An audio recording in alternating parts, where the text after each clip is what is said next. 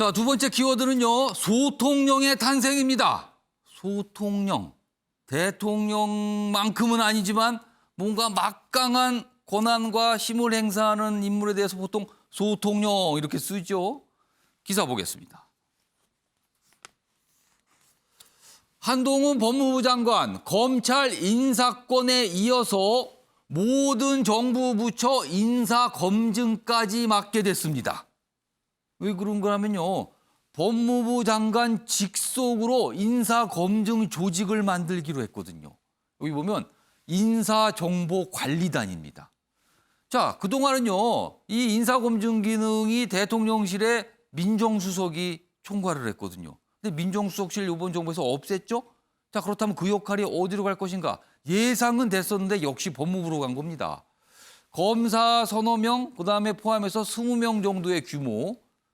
뭐 여기 보면 단장은 뭐 비검찰, 비법무 가닥 뭐 이런 얘기 나와요.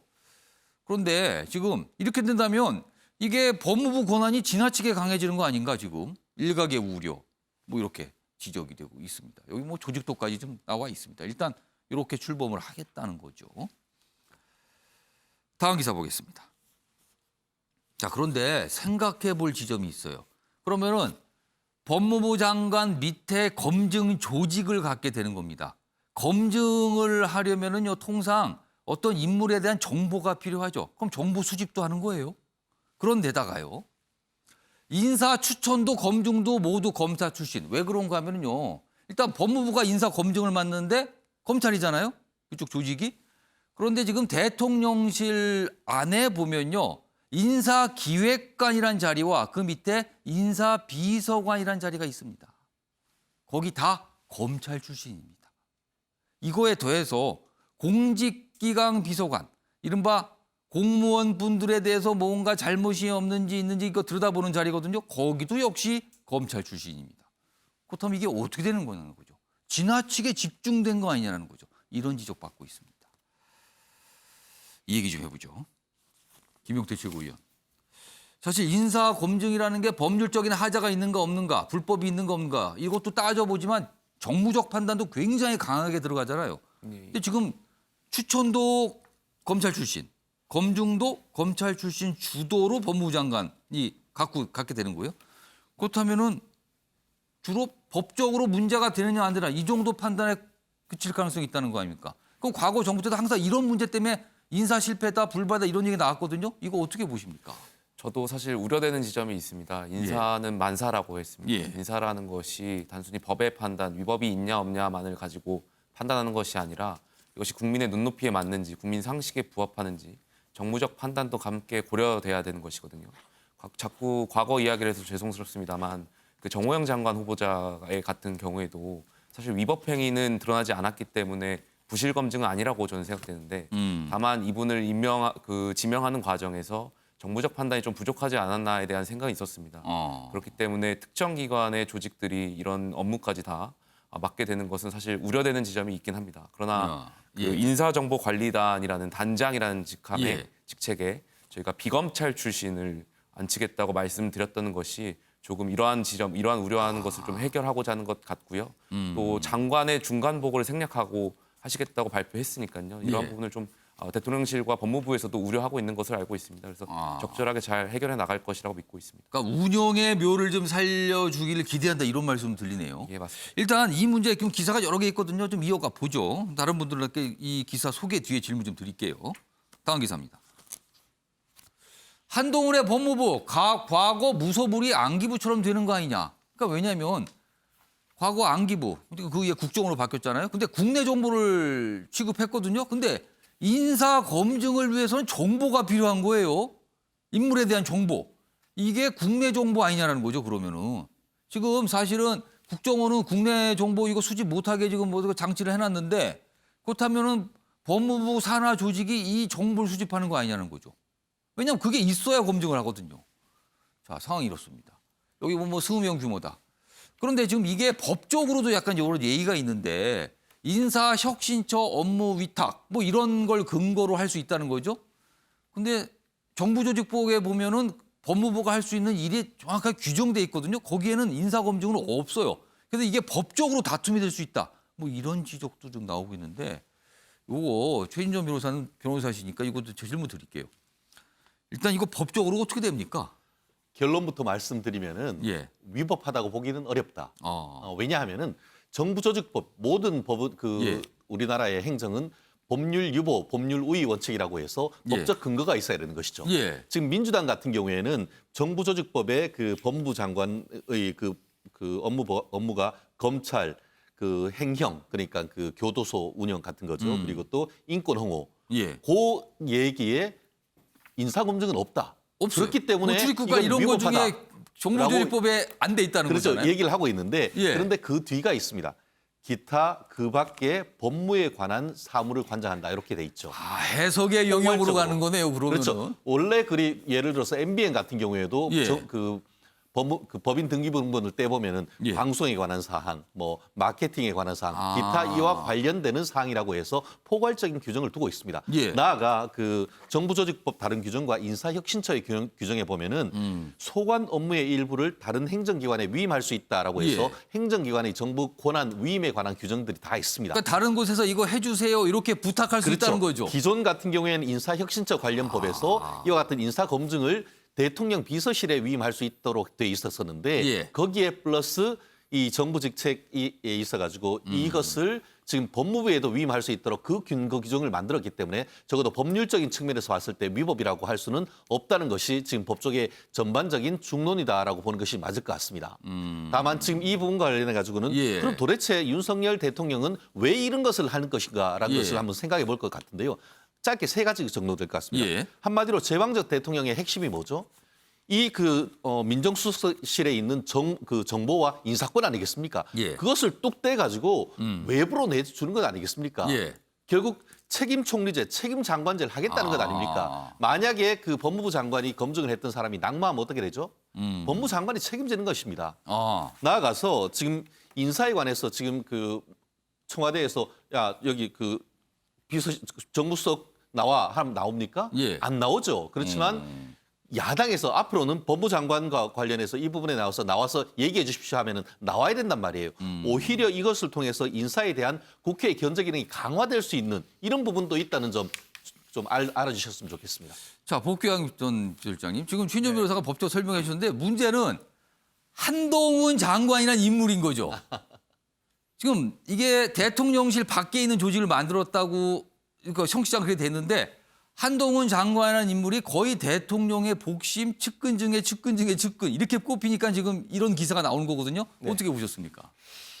우선 두 가지 다. 예. 하나는 말씀하신 것처럼 이것은 법률을 위배할 가능성이 매우 높다. 아. 그 기타라고 하는 것이 그 밖에 법무에 관한 예, 사항이거든요. 기타 그 밖에 법무에 관한 사항. 사항으로 딱 규정되어 있어서 말씀하신 것처럼 모법에 근거가 없으면 시행령이든 하다못해 지방 조례도 예. 사실 만들 수가 없습니다. 그래서 이 부분에 대해서는 법률적인 하자가 있을 수 있다. 그 가능성이 높다라는 말씀드리고 이것을 시행령을 바꾸면서 입법 예고 기간이 40일인데 예. 불과 이틀밖에 안 됐어요. 그야말로 번개불에 콩 볶아 먹는 거죠. 이런 부분에 있어서의 국민들의 걱정이 좀 있다라는 부분이 이제 절차에 관한 문제이고 예. 또 하나는 정말 소통령이라는 것이 확인되는 거 아니겠습니까?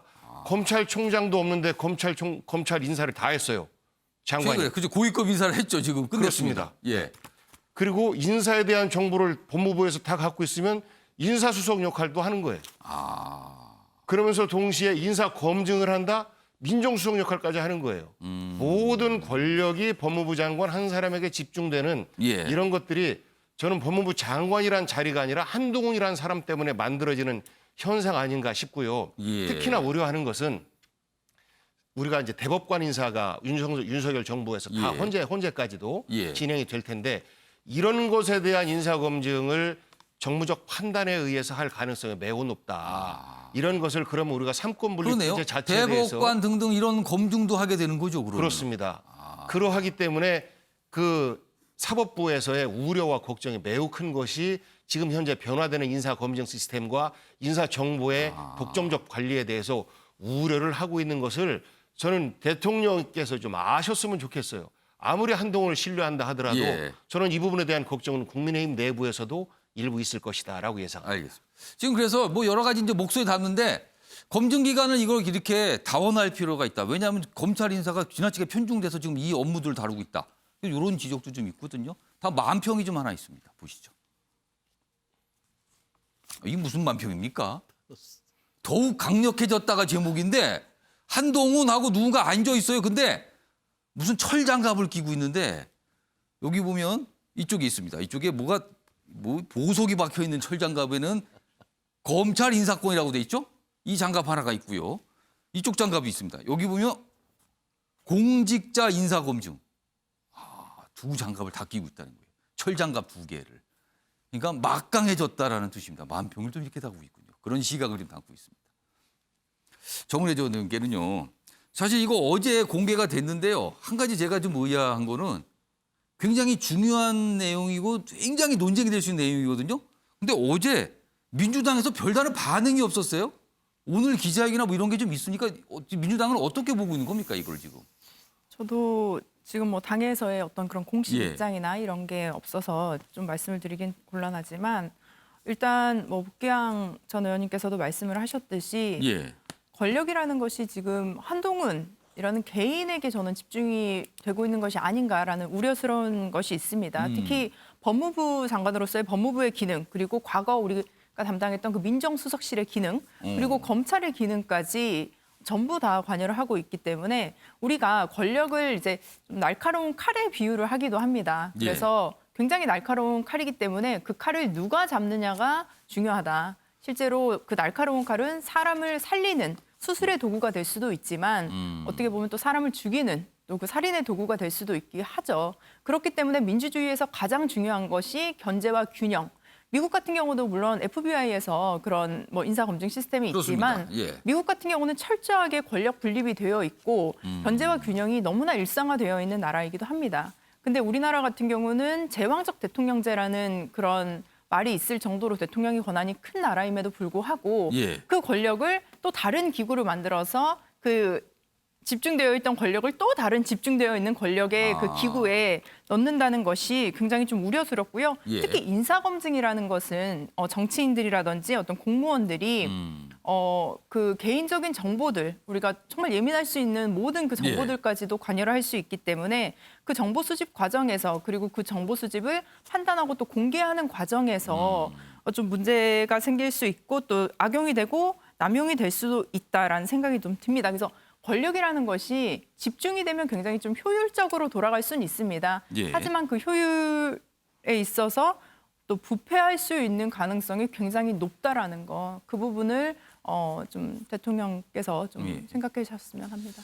일단 결정은 됐어요. 결정되니까 뭐 진행이 됩니다. 그래서 오늘 아마 민주당이 지방선거를 치르냐고 뭐 공식적인 논평을 준비 못했는지 오늘 오전 정도에 아마 기자회견이 뭔가 좀 준비된 것 같아요. 민주당 차원에서. 어제는 개인적인 정도의 반응만 나왔는데 뭐 어떤 반응이 나올지 한번 기다려 보고요. 자, 이런 가운데요. 다음 기사 하나 더 보겠습니다. 이 인사검증 얘기 나오니까 이 얘기가 같이 안 나올 수가 없죠. 지금 남은 자리가 있거든요. 지금 장관 후보자 자리가요. 정호영 사태로 일단 부담 덜었는데 교육부 장관, 복지부 장관 지금 두 후보자가 원래 있었는데 낙마했잖아요. 그러니까 공백인데 이게 길어질 것 같다는 거예요. 대통령실은 부실검증 재현 우려에 고심하고 있다. 그럼 앞으로 이게 시간이 좀 더 걸린다면은 아까 법무부 산하에 있는 그 인사검증 조직이 맡게 될 수도 있는 거예요. 지금 이거에 관해서는요. 일단 이런 상황이에요. 다음 화면 보겠습니다. 특히 정호영 후보자 얼마 전에 자진 사퇴했는데 이와 관련해서 언론 보도가 좀 있어요. 그러니까 대통령실 관계자들을 취재를 통해서 나온 언론 보도인데 이렇답니다. 대통령실 관계자 얘기예요. 윤 대통령은 정호영 전 후보자에 대한 인간적인 미안함을 갖고 있다는 거예요. 이걸 놓지 않았다. 그래서 본인 스스로 뭔가 판단하길 기다렸다는 거예요. 인간적인 미안함을 갖고 있다. 그리고 가뜩이나 인사청문회를 힘들게 넘긴 정 전 후보자를 내쳐야 한다는 여론이 높으니 윤 대통령이 괴로워한 것이다. 뭐 끝까지 뭐 배려했다. 뭐 이런 거예요. 다음 보겠습니다. 요런 내용입니다. 지금 요런 내용이요. 그리고 이런 보도에 따르면은 윤석열 대통령은 정호영 전 후보자에 대해서 청문회 거친 뒤에 뭐 법적으로 문제되는 거 없지 않는가 뭐 이런 판단도 한 거 아니냐 뭐 이런 내용까지 좀 보도가 되고 있는 상황이거든요. 저 김용태 최고위원 특히 이 기사가 나온 뒤에 반응이 이거였어요. 인간적인 미안함 이 부분을 많이 주목들을 했거든요. 이걸 보고 많은 분들이 과거에 문재인 전 대통령이 조국 전 장관을 떠올리면서 마음의 빚이 있다라는 거 이렇게 얘기한 대목이 있었거든요. 그거를 상기시키는 분이 꽤 많았거든요. 이거 어떻게 읽으셨습니까? 대통령께서 말씀하신 발언은 당연히 장관 후보자였던 분에게 이제 개인적인 마음을 표현하셨겠죠. 그래서 저는 그래서 더 아쉽다고 생각됩니다. 왜냐하면 말씀하신 대로 문재인 전 대통령께서 조국 전 장관을 향해 말씀하셨던 마음의 빚이 있다라는 발언과 크게 다르지 않은 것 같아서 많은 것들이 좀 아쉽다는 표현이 있고요. 저희 2030 청년들이 윤석열 대통령 굉장히 많이 지지하고 있습니다. 예. 지지하는 이유는 단순히 2030과 친근해서 뭐 서결이 형 하면서 뭐 친근해서기 때문이 아니라 예. 윤석열 대통령께서 공정과 정의를 바로 세워줄 것이라는 믿음이 있기 때문이거든요. 공과 사를 구별할 것이라는 믿음이 있기 때문에 여기에 대해서는 조금 아쉽다고 표현을 할 수 있을 것 같습니다. 요 얘기. 그러니까 많은 분들이 과거 문재인 대통령 발언 상기하면서 이거 어떻게 된 겁니까라고 이제 공정과 관련돼 있거든요.